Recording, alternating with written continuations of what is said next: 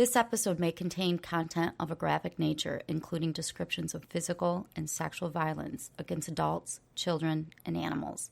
Listener discretion is advised. Hi, everyone. I'm Talia. And I'm Tanya. And together we are TNT Crimes and Consequences, a true crime podcast.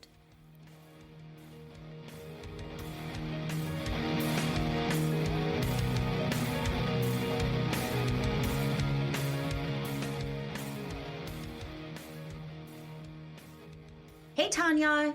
Hey, Talia. How is today going for you? It's going awesome. I'd like to ask anybody that hasn't already done so to go ahead and hit that subscribe/follow button. And I want to let everybody know that we have this great promo from our friends at Fireside Phantoms that we're going to play for you at the very end after you hear a little bit of our music. So stay tuned and listen to that. It's a really good podcast. Are you ready to hear today's story, Tanya? I am. I'm actually really excited to share this one with you. I'm really eager to hear what everybody has to say and what their thoughts are when I'm done with this story, because this has a lot of twists and turns, and it's really kind of a whodunit. I'll just leave it at that and start. Awesome. I love whodunits. And in the end, we'll do some discussion, okay? Because this case is going to need some discussion. Okay. On May 31st in 2000, 19-year-old Jill Behrman, she was a business major at Indiana University in Bloomington, Indiana. She logged off her computer at around 9:32 a.m., and she decided to go for a bike ride. Now, Jill was an avid cyclist. She was really into physical activity, and she actually was part of a bicycling group called the Dicycles. So anyway, she was very big into bike riding. Jill had just finished her freshman year at the university, and she actually worked at the college student recreational sports center. She was scheduled to work that day from noon until 3 p.m., so she had a small shift. After work, she was going to have a late lunch with her dad and her grandparents, but none of that happened. Jill failed to show up for work that day, and she failed to make it to the lunch. Later that evening, Jill's dad, his name is Eric, he was very concerned, and he called the police to report Jill missing. Her family didn't waste any time getting the word out. They immediately made and distributed flyers, and a volunteer search party started searching the roads and the route that they thought Jill may have taken. For 2 days, there was no sign of Jill. Then on Friday at around 5 p.m., the police found her Cannondale bicycle, which is an expensive bicycle, by the way. It's $1,200. Oh, my. It had been found on the side of the road next to a cornfield, about 10 and a half miles northwest of Jill's house. It was actually near the town of Ellettsville, Indiana. The bike didn't show any damage on it. A jogger had actually spotted it on the day that Jill disappeared. The jogger didn't know exactly what time he found it, but it was before noon. So now we know that Jill left her house at 9:30, and by noon, she was gone. The police searched the area where the bike was found, but they couldn't find anything else that would help them locate Jill or even determine what happened to her. Now, whoever took Jill clearly didn't realize her bike had any value to it, so they probably weren't a cyclist. Jill's family expressed doubt that Jill rode her bike to the area it was found because it wasn't part of her normal route. And to get there, Jill would have had to cross over Highway 37, and she'd have to go through downtown Bloomington, and she absolutely hated driving through traffic. A lot of people wondered how she'd even be able to go 10 and a half miles north and then make it back in time to be at work at noon. However, the leader of the bicycle club, his name was Dr. House, he rode the route, and he was able to go that route, come back, and he said he still would have had plenty of time if he was Jill to get ready for work. And you'll see that the direction of Jill's route becomes a key point to this case.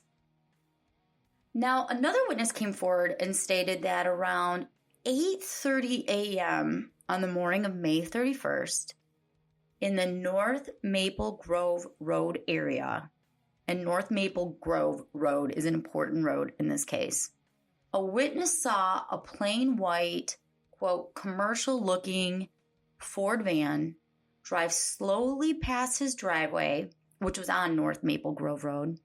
The van was heading south. He said there were two men inside the van. Then the witness saw the van again, an additional 2 more times that morning. So this is like a creeper van, right? Yes, all vans are creeper vans. Another witness came forward. His name was Robert England. He said he saw a woman matching Jill's description riding her bicycle on North Maple Grove Road at around 10:30 a.m. in the morning she disappeared. 6 days after her disappearance, a detective took a bloodhound named Samantha out along the north route. So I learned a little bit about bloodhounds. Basically what they'll do is they'll drop them off in key points and walk with them and then see if they pick up a trail. So Samantha was dropped off about a half a mile south of the route that they believe Jill took. And she picked up Jill's scent. She started heading north. Jill's scent actually crossed Highway 37, and eventually it ended where Jill's bike was found. That means she did go that route. Exactly. If you can trust bloodhounds. An issue, though, with bloodhounds that I learned in this case is they're just not always that reliable. Really? Yes. As a matter of fact, they're pretty much not used in court cases because of their lack of reliability. But we'll get to that. Another witness came forward with contradictory information. This was a former high school classmate of Jill's, and she said she spotted Jill on Harrell Road, which would be the south route, headed south from Bloomington, at approximately 9:30 a.m. on that Wednesday. However, the issue with that statement is that Jill would have only been bicycling for 6 minutes, and for Jill to get from her house to that point would be 14 minutes on a bike. So the classmate said it could have maybe been the day before, but oddly, in the area the classmate said she saw Jill, they found a water bottle that was identical to the one that Jill kept on her bike. Did her bike have it missing? Yes. Oh, interesting. There was yet another witness that came forward, and they said that they had seen a small red car off the side of North Maple Grove Road with its turn signal on, and on the passenger side was a woman who looked a lot like Jill. But that's all the person saw. Now, 4 days after Jill disappeared, her Walkman and headphones were found in the parking lot of St. Paul's Catholic Church. The Walkman and the headphones both were still in working condition. Witnesses described seeing a dark-colored Dodge pickup truck at the spot where the Walkman was found at about 5:30, right before Mass. It led the police officers to conclude that whoever was driving this dark Dodge pickup was the one that placed the Walkman there. 2 weeks after Jill vanished on June 13th, an 18-year-old woman contacted police to report that around 10:30 p.m., she was walking behind the Bigfoot convenience store. As she was walking past an old, dark pickup truck, the driver tried to grab her through the window. Now, Bigfoot convenience store is in Ellettsville, only 3 miles from where Jill's bike was found. Then on August 10th, a woman was leaving the Bigfoot convenience store, the same one, when a man approached her and asked if she was a nurse at the Bloomington hospital. He tried to make conversation with her, and she really wasn't having any part of it, and she began walking away, and he started following her, getting closer and closer, so she took off running, and he started running too. He only stopped when another car entered the parking lot. This man's description matched the same description given by the previous woman who was attacked at Bigfoot. Only this time the man had stitches over his left eye and some bruising.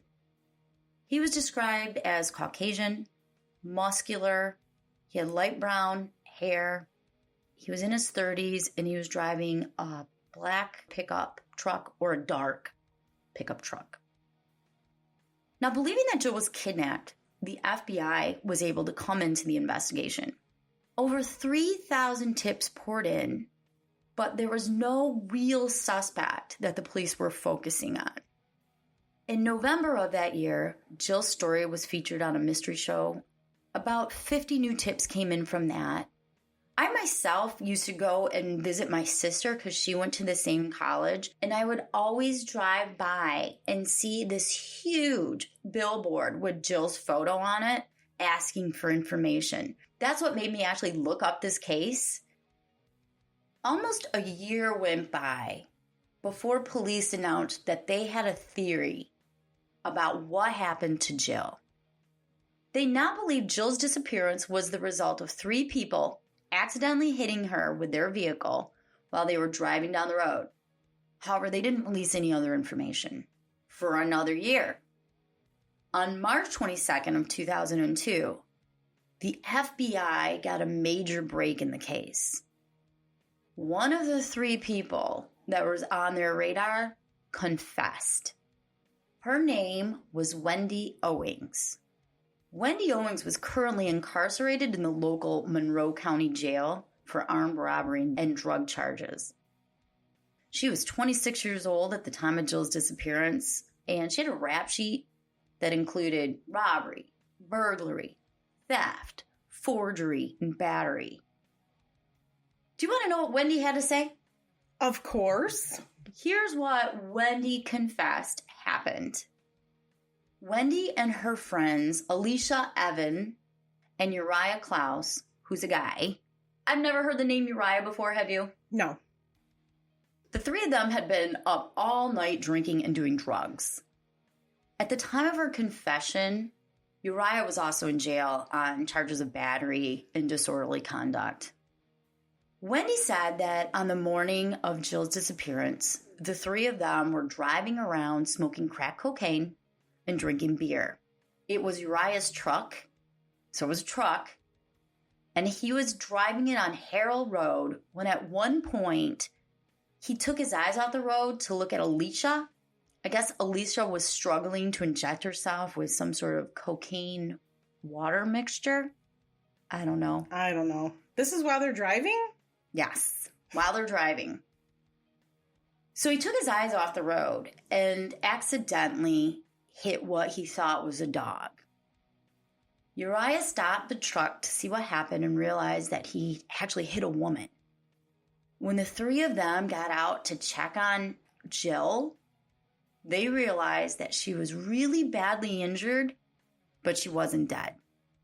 Because they were high with drugs on them, they didn't want to call the police or an ambulance. So instead, they wrapped her up in some industrial plastic that Uriah had in his truck, and they secured the plastic with a bungee cord, and they drove her to a place called Salt Creek. Salt Creek, I looked it up. It's like a small river. It's not what I normally think of as a creek. It's got more water in it than that, but I'm sure there's some very shallow parts too. Once they got Jill to Salt Creek, they each took turns stabbing her, and she was apparently unconscious, in the chest and heart with a 4-inch knife that belonged to Alicia. After they were sure she was dead, they then placed her head first in Salt Creek. They drove to the other end of town and tossed her bike on the side of the road where it was eventually found. Wendy's confession wasn't actually much of a surprise to the investigators because they had already been contacted by 22 different people that said that Alicia, Wendy, and Uriah had all individually told them they were involved. In fact, between the 3 of them, they told 46 people that they were involved. So about half the people went to the police with this info. Based on Wendy's confession, the investigators had divers search the creek in spring of 2002, but they couldn't find Jill's body. Then the creek flooded. So they had to literally call off the search for months. It was just too deep and the water was moving too fast for them to be able to search. Towards the end of summer, the water was still really, really high. And in a desperate bid to find Jill's body, they actually built a dam and drained 100 million gallons of water, turning the waterbed into a swampy marsh. Finally, in September of 2002, investigators found, among other things in Salt Creek, a knife, a bungee cord, and 2 industrial-sized sheets of plastic. All 3 of the suspects agreed to take polygraph tests. When Wendy was asked if she had any direct knowledge of Jill's disappearance, she said yes, she did, and the results indicated that she was being truthful. When Alicia and Uriah were asked the same question, they claimed to know nothing about Jill's disappearance, and they were found to be being deceptive. So this seems like a pretty open and shut case, especially when you hear what I'm going to tell you about Uriah. But remember, not everything is as it seems. He grew up in Ellettsville, where Jill's bike was found, and he had a very bad reputation for violence. At the age of 24, he'd already compiled a long rap sheet. When he was 14, Uriah, along with a group of friends, beat up a 19-year-old because they believed he was gay. Then they pushed him into the Gritty Lake. It's called Gritty Lake. It's somewhere in Indiana. And Uriah held his head underwater in an attempt to drown him. But the man managed to escape. He swam away. Uriah was convicted of a felony battery and sentenced to a boys' school in 1992. A year later, he was released from the boys' school, and then he was arrested in several offenses that involved violence and sex. I'm not going to go through his whole rap sheet. I'm just going to give you the highlights. In the end, he's been charged 27 different times for things. But in November of 1993, he was charged with molesting a 14-year-old girl and beating another one up. A month later, he was charged yet again with raping a teen girl. He was found guilty in June of 1994, and he was sentenced to 12 years in prison. However, in a surprise move, the Indiana Court of Appeals overturned the conviction. In 1995, he was released. It didn't take long for Uriah to get in trouble again. By May of 1996, he was arrested and charged with felony battery, felony intimidation, resisting law enforcement, because he attacked a 42-year-old woman outside a bar. Apparently, he got really pissed off and he threw her to the ground, and he started beating her and kicking her in the head. He pled guilty to some felony charges, and after a few years, he got out and he was arrested again. This time he beat his girlfriend up outside a bar, and he was resisting the police. Okay, this charge is really weird. He was charged with felony battery, battery on a police officer resulting in bodily injury, and attempted battery by bodily waste. That is so gross. While the police were trying to arrest him, he threatened to kill the police officer, and then he threatened to rape and kill the police officer's mom, wife, and children. Oh, nice. He was sentenced to 18 months in prison. He got released only a couple months before Jill's disappearance in 2000. The police immediately suspected him in the attempted kidnappings at the Bigfoot convenience store. I mean, he drove a truck. I don't know the color of his truck. I really wish I did, because that would help me with this case. Anyway, as the FBI and the Monroe County Sheriff's Department worked on building their case against Wendy, Alicia, and Uriah, they got a really big break in the case. On March 9th, in 2003, almost 3 years after Jill's disappearance, her body was found And the investigators' entire theory of what happened to her got thrown out the door. And I'll tell you why when we come back.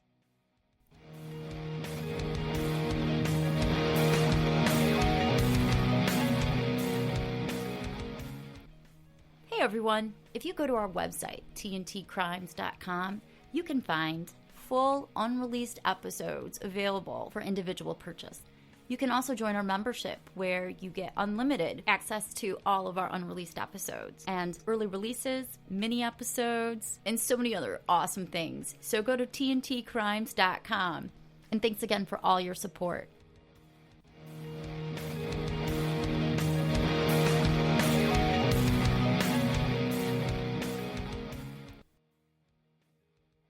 We're back. We're back? Yes, we're back. We're back. On March 9th in 2003, 34 months after Jill disappeared, a turkey hunter discovered Jill's remains in a wooded area near the intersection of Worthing and Duckworth Roads. Don't know where that is, but it's in Paragon, Indiana. This is at least 22 miles away from Salt Creek. This hunter literally stumbled upon Jill's remains. Her body had almost gotten intertwined with a brush around it, and it was very thick wooded area that she was found in. You would not be able to see her body if you weren't right there, literally. And it was her skull that he basically stepped on, from what I can gather. Of course, by the time they found Jill's body, it was completely skeletonized. Only half of her bones were recovered. At least 6 of her rib bones were missing. But from what they could find, there was no evidence of any stab wounds. There was no evidence of any broken bones, except for her skull. Her skull was scattered in fragments. There were over 300 lead pellets found, mostly in the skull area. In examining them and soil stains, they believed that Jill was shot in that area and left to die and decompose right there. Investigators recovered a shotgun shell wadding from the scene. Do you know what that is? It keeps the pellets together, but separate from the powder. Okay. That's what I learned about it. The wadding found at the scene was typical of a 12-gauge shotgun. Also found was the shotgun's forearm, and the forearm is part of the gun by the trigger. I don't know why a piece of a gun would be there, but it was. They found nothing else at the scene, though. There were no clothes.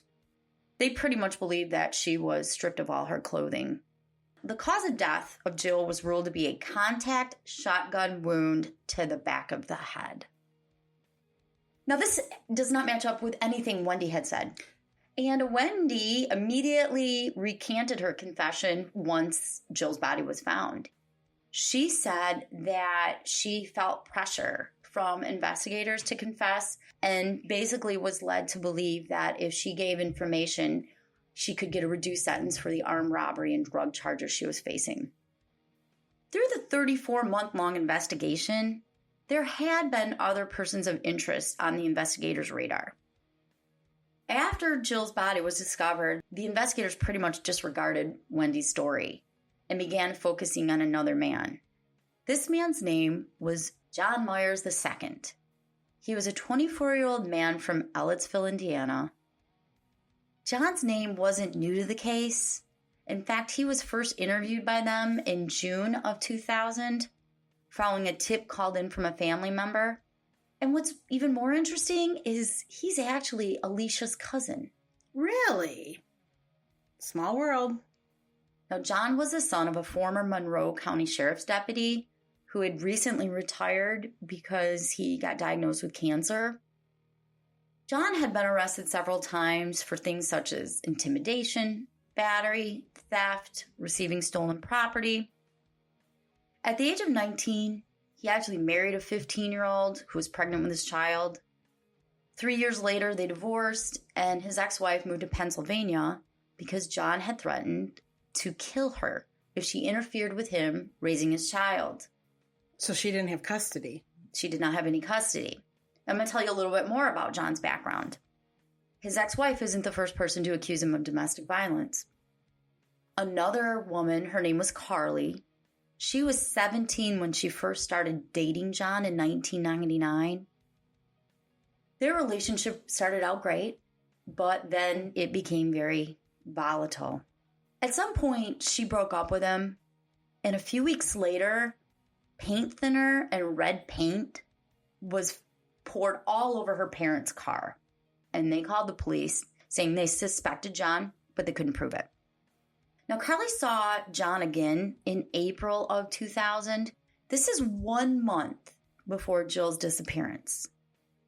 John refused to let her leave his trailer, which was located less than 1 mile from where Jill's bike was found. He held Carly hostage there for an entire weekend. He stripped her clothes off her. He took photos of her naked, and he threatened to send them to her friends and family, basically, if she didn't get back with him. He threw her on the ground, left marks and bruises all over her arms, and dragged her through broken glass. Ooh. He also forced her to drive with him in some wooded areas and would park the car. She was very concerned that he was going to basically kill her in the woods. He did all of that to her in front of his 4-year-old daughter. Wow, what a scumbag. Eventually, he released Carly, and she immediately filed an emergency protective order against him.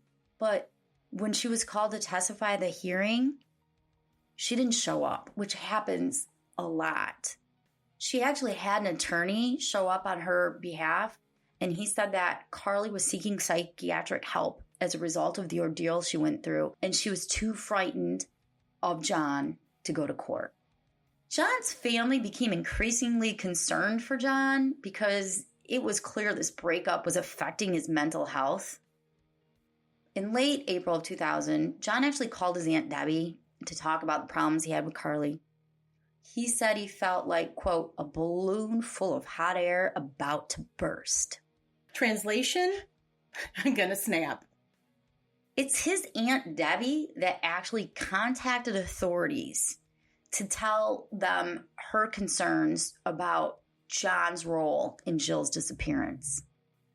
Debbie said that on June 5th, she'd had a conversation with John. And now, Debbie lived in Tennessee, so she didn't know about Jill's disappearance. In this conversation, John said that a girl had been abducted, and he was afraid he was going to be blamed for it. He said the police blame him for everything. And then he said they haven't found her body yet, and that he believes she was definitely dead. That's what I know of the conversation. So whatever he said and however he said it, she found this so bizarre that she felt she needed to reach out to authorities. At the time of Jill's disappearance, John worked at Bloomington Hospital's warehouse. At the warehouse, they have 2 white vans that look identical to the vans described by that one witness who said they were cruising that area where Jill was kidnapped. But this is the part that gets really interesting to me. John used up some of his vacation time from the hospital to take off work on May 29th, and he stayed off work until June 3rd. He told people he had planned to go to Myrtle Beach and Kings Island with Carly. However, Carly broke up with him, and there were no plans. She denies ever having any plans at all with him. 2 other people came forward and said on May 31st, they stopped to John's house, and this is the day that Jill disappeared. John's trailer, every single window was completely covered. You couldn't see inside the trailer, which was very unusual. In addition, one of his friends noticed that John's car was parked in a secluded, hidden spot from the road, so it looked like he wasn't home. It was actually parked about 50 yards from its normal location.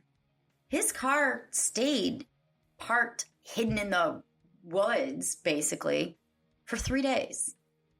When later asked about it, John said that he didn't want anybody to know he was home, so he hid his car.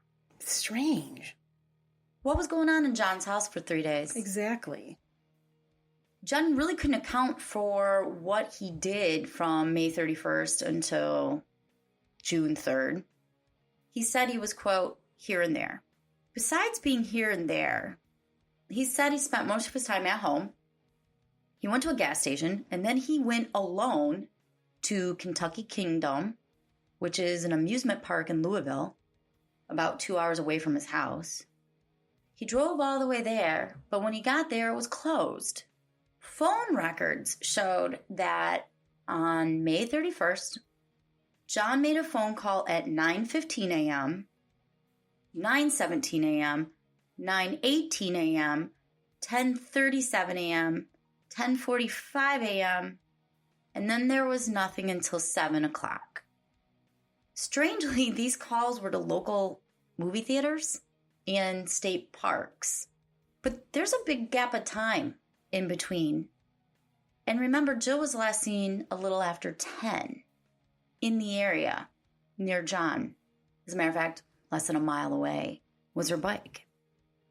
On that very same day, John spoke to several family members, and they described him as being almost hysterical. He was telling them he needed to leave town, he wanted to leave town, he was never coming back. They attributed this anger and hysteria to his relationship with Carly and being dumped by her. But it was bizarre to them. On June 3rd, John went back to work. When he got back to work, he kept talking about Jill's disappearance. He even told his supervisor that he'd been questioned about Jill's disappearance, and they considered him a suspect, even though he hadn't been questioned and they didn't even consider him a suspect yet. He told lots of people that, actually. Also in June of 2000, he told a coworker that he wondered whether the authorities had investigated a barn in a field located off Maple Grove Road. On June 27th, detectives interviewed John's parents, and I'm not sure why they didn't interview him first. The next day they interviewed John, and nothing really came out of it. In July, Aunt Debbie noticed that John's dad, John Sr., was unusually nervous and agitated anytime he was now around John. But she didn't understand why. Then on July 18th, John brought his daughter over to his parents' house and he demanded that they watch her. When they refused, he completely freaked out and he started assaulting his dad, who, by the way, was dying of cancer. When his mom tried to calm him down, he told her to shut the fuck up before I punch you in the mouth. He pushed her to the ground and she ended up bleeding. His father went to call 911 and John jerked the phone from the wall and he pushed his dad down on the ground, and that caused his dad to get a cut on his right arm. John had two brothers and they tried to intervene, and he punched one of them in the eye to the point the eye was swollen shut, and he punched his other brother in the chest and actually caused some bleeding in his chest. Then he yelled out, "If I'm going out for murder." All the while his daughter was there. Right, this poor kid. John took off and left his daughter. His family got a restraining order against him, and his daughter ended up staying with John's grandma. A few days later, at around 4 a.m., John broke into his grandma's house and he snatched his daughter, who was sleeping. He took her in his small red Honda. Now remember, a witness had saw what looked like Jill in a small red car. So there's a little bit of a connection. John went to a friend's house and eventually the friend actually turned him in. John was arrested. A few weeks after that, John's brother Samuel found out something that was of great concern to him. Samuel had owned a 12-gauge shotgun, and he'd been storing it at his parents' house since 1997. And that gun was now missing. Later on, investigators learned that John had stolen a bunch of guns, actually from his neighbors. And in December, John's dad died of cancer. And John actually sold the stolen guns in the parking lot of the funeral home during his dad's funeral. How tacky. That just goes to show you a little bit about John's character. In June of 2001, he was dating another woman, and she filed a restraining order against John. She said he forced his way into her home, and he refused to leave, and he pushed her on the ground. And this is just a little side story that I wanted to share. In December of 2001, John worked at a furniture store, and his employer noticed that furniture was missing. He went to John's house, and he peeked in, and he saw the living room and kitchen set that was worth $8,000. Oh, my God. Set up in John's house. The police got a warrant to arrest John, and he was actually sleeping on the couch he stole. Now John's back in jail again. And his daughter, because there was no food in the house, he lost custody, and she went to live with his grandma. So years continue to pass, and investigators continue to work on the case. Meanwhile, Uriah was still getting into trouble. He violated a restraining order in 2005. He'd gone to a strip club, got drunk, and went to his next girlfriend's house. And he was kind of like smoking a cigarette, stalking her a little bit. A few weeks later, he was found passed out on a bench in front of the courthouse. He was taken to Bloomington Hospital, and a nurse was drawing his blood. While she was drawing his blood, he grabbed her ass and breasts. So he got a misdemeanor battery conviction as a result. Now, almost 6 years after her disappearance, in April of 2006, investigators finally made an arrest in the case of Jill. John Myers II was indicted by a Monroe County grand jury and booked in the county jail. His trial began in October of that year, and I'm going to summarize for you the evidence presented against him. It's not going to take very long. No. Of course, first, a forensic pathologist testified at the trial. This pathologist stated upon his training and experience, in looking at the facts, Jill being found in a remote area without clothing, with a, quote, depersonalizing shotgun wound to the back of the head, he concluded that Jill's case was a case of rape homicide until proven otherwise to him. Okay. I didn't know they could do that. Just make something up. Well, I haven't gotten to that part of this story. You can't, Tanya. John's ex-girlfriend testified, a different one. Her name was, we'll just call her Miss Bailey. She said that John took her driving a short distance from his parents' house, and he told her how he actually found Jill's bicycle on the side of the road there. Then a coworker testified that in late spring, in 2001, a year after Jill's disappearance, John started talking about Jill's disappearance with his coworker. They were driving around, and he pointed out that where he lived, and then he pointed out where her bicycle was found. Then he pointed to an area in the woods north of Maple Grove and said that that would be a good place to hide her body. Then he stated that he knew someone in Florida that had Jill's ID. Sometime in November or December, John talked about Jill's disappearance with a family member, and he said, I bet they'll find her body in the woods. That's what a family member testified to. That's where people dump bodies. I know. I got all these facts from the 147-page court case, and I'm just spewing out what was there. During that conversation, though, John did say that he had a familiarity with the Paragon area and with this area called Horseshoe Bend. He liked to hunt there, and that happens to be the area where Jill's body was found. Also in 2001, John told his mom, Jody, and this is really strange, okay? This is strange. He said that he was fishing in a creek and he found a pair of woman's panties and a bone near a tree. Jody told him he should call the FBI and let him know what he found. It could be helpful in Jill's disappearance. So John actually did. When the FBI called John back, he didn't answer, so they left a message on the answering machine. And John told his mom about it and said he was going to save the answering machine tape in case he was ever questioned. I don't know what that demonstrates, except it's just odd. But just again, that he called? Like, why would the killer call? But killers do that shit all the time, too. He does appear to be inserting himself into Yeah. this case. Then they introduced evidence that John had told a correctional officer when he was in Monroe County Jail on a different charge a few years earlier that I really want to help find that young lady. And he actually put together a list of potential places where Jill could be found. That's weird. On the list included some gravel pits, and one of the routes passed through Horseshoe Bend and was actually near the intersection Worthen and Duckworth Road, which is where Jill was found. Another coworker testified that in 2003, when they found Jill's body, he brought in a newspaper to work, and he was showing it to John and discussing the case. In the newspaper article was a picture of the woods, which the coworker described as being just a random picture of woods. It just looked like woods. And John told the coworker that he used to hunt in that area. And the coworker was like, I don't know how you know what area that is.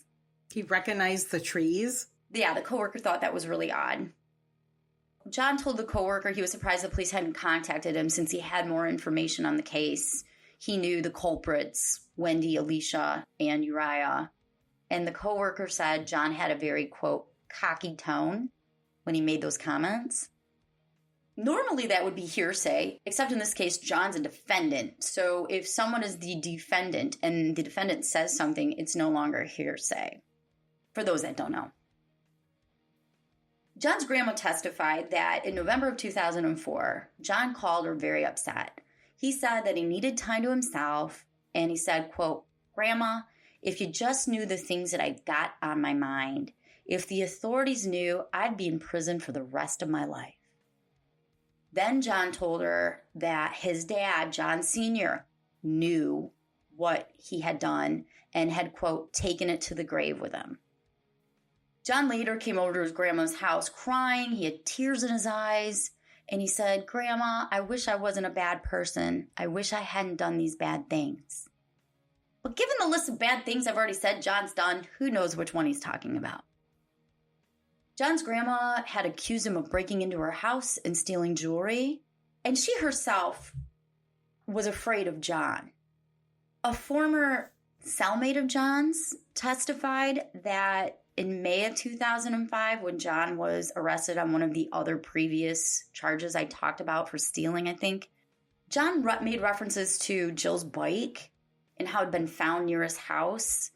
And he was pacing back and forth and seemed very nervous.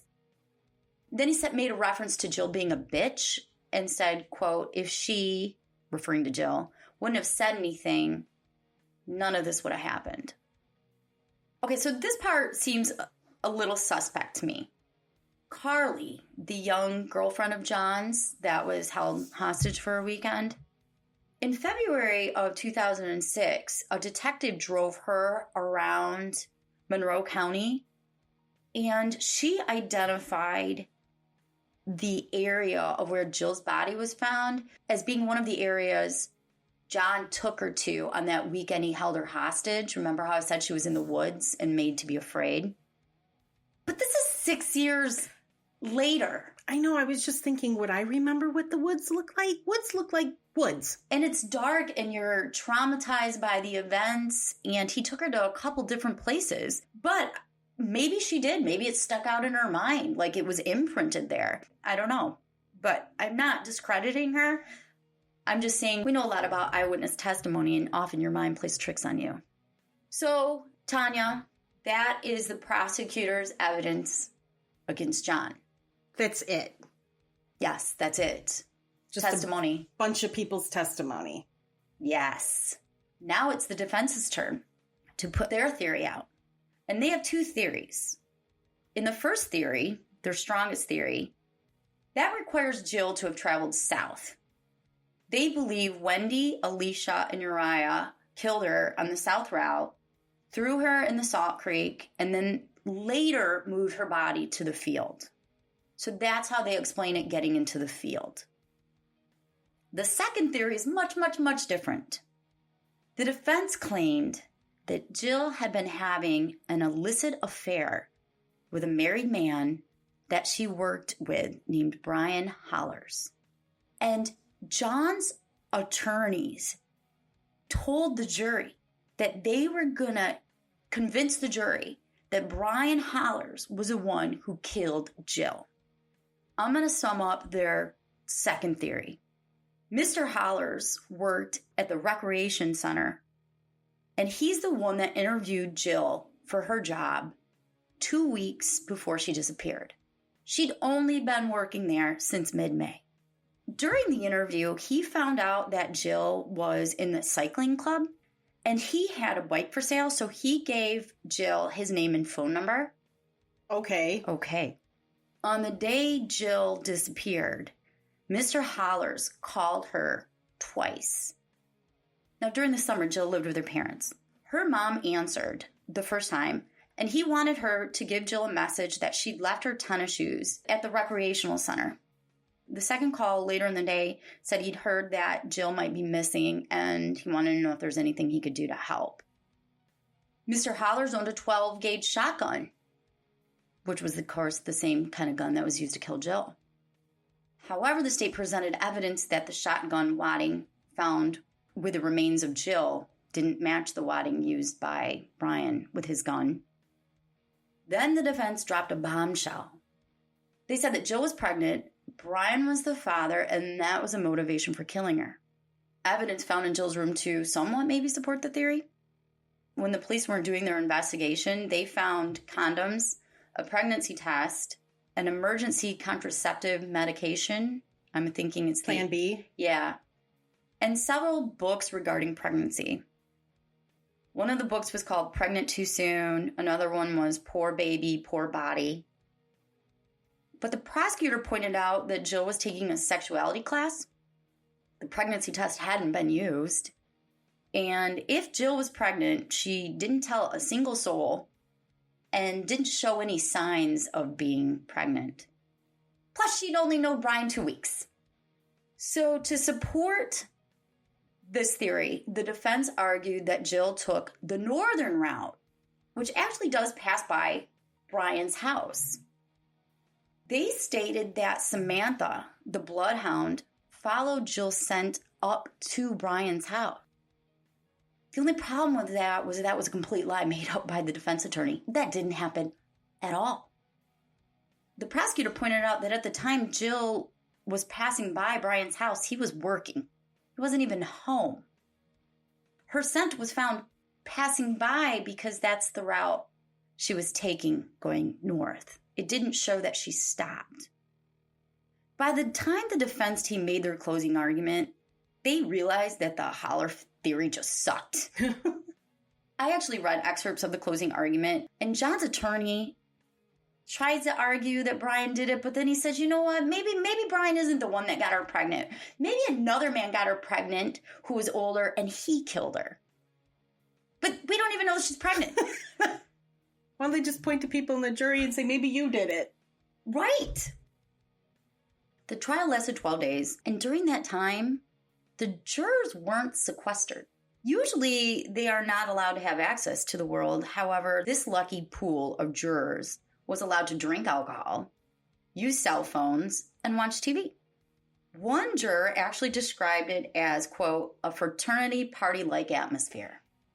After both sides wrapped up their case, it took the jury less than 1 hour to find John guilty of premeditated murder. Wow. He got sentenced by a judge to 65 years in prison. But that's not the end of our story. On September 30th in 2019, a higher court vacated the verdict, and John was ordered to either be retried or released. The court cited ineffective counsel and a violation of John's Sixth Amendment rights as a reason for vacating the conviction. Most notably, the court said that John's counsel made false statements to the jury during the opening arguments. And because of those false statements that I told you about, his attorneys were actually disciplined by the Supreme Court of the state of Indiana. Because you can't just completely make up false statements like that. But even more significantly, his attorneys failed to object to two significant categories of evidence that should have never been presented to the jury. His attorney should have objected to bloodhound evidence because they are not a tool, as we discussed, that can actually be used as evidence. Their reliability is spotty. In addition, a forensic pathologist couldn't possibly have known she was raped. But because John's attorneys didn't object to it, evidence got allowed in. The court ruled in the end these were serious errors that all but destroyed John's defense. And in the 147-page order regarding this decision, the judge said that the Brian Hollers theory was so ridiculous that it made John look desperate and ruined his credibility in the eyes of the jury because it was so stupid, basically. So as I said, on September 30th of 2019, the U.S. District Judge in Indianapolis vacated the murder conviction. However, the Attorney General in Indiana filed for a new trial. So John is currently awaiting a new trial. I know you're wondering what Uriah's doing. Let me guess, he's in jail? He has been in jail. I don't know exactly where he's at in this moment, but yes, he has continued to have committed certain crimes such as probation violations, domestic violence, stalking. As far as I know, he resides in Ellettsville. He has never been charged in any connection to this case, and I am not implying that he has any connection to this case, for the record. In honor of Jill, Jill's house was built. And this is a home for cancer patients undergoing treatment in Indiana. It opened in 2008. In addition, there's the Jill Behrman Run for the End Zone and a 5K run walk, and all the money goes to charity. I got most of my information from the 147-page decision and also 2 other cases involving John Myers II. And there's these court records of Uriah Klaus that you can access on. Indiana's got this thing called My Case. Hoosier Times and Bloomingpedia.org helped me out. And that's the case. I don't know what to think. Who killed Jill? I don't know. Maybe John? I don't know. That evidence is really weak in my eyes. Really weak. And you have to remember that the jury wouldn't have been able to hear about his past crimes. I think those 3 had something to do with it. I think that maybe they did hit her and killed her and then dumped her. Maybe they didn't stab her to death because obviously her bones would have shown if she had been stabbed in the chest. Not if it didn't hit a bone. Yeah, but they hit her heart, they said. They were stabbing her. I think they did it. Allegedly. Allegedly. That's my opinion. See, that's weird because I thought that John did it. I would have never convicted him as a juror. I would have never convicted him on any of that. But what the hell was he doing in those few days that she disappeared? That's true. He had the windows were drawn. He has no alibi. He's got a history of holding women in his and threatening trailer. To dump them in the woods. I just don't think there's enough evidence to convict him. But the problem is her body wasn't found for 3 years. So you could search the trailer. You're not going to find anything. Right. We may never know. Maybe this time in the second trial, the prosecutor will have more evidence against him. I don't know. Maybe they won't. But creepy people make up stories and insert themselves into cases all the time that have nothing to do with it. And there's false confessions. And I'm baffled. I'm really interested in hearing if anybody else has some facts about this case that I don't know about, or what your guys' opinions are. So if you guys want to reach out to us on Instagram or Facebook and let us know how you feel about all of this, just go to TNT Crimes Podcast or TNT Crimes. You're going to find us. In addition, you guys can all become members. You can go to patreon.com/TNT Crimes and become a member. And we have a whole bunch of full episodes. We also have individual episodes to purchase on our website. And you can find us on social media, as Talia mentioned. And I want to remind everybody that in just a minute, we're going to play the promo for Fireside Phantoms. We like to help support other podcasts, and they are an amazing group of people. So take a second to just listen to them. You might really enjoy them. So, and if you haven't done so already, please follow us or hit subscribe or write something nice about us because it does help us and we really appreciate it. Thank you guys all for listening, and I hope you have a great week. And until next time. Till next time. Bye. Bye.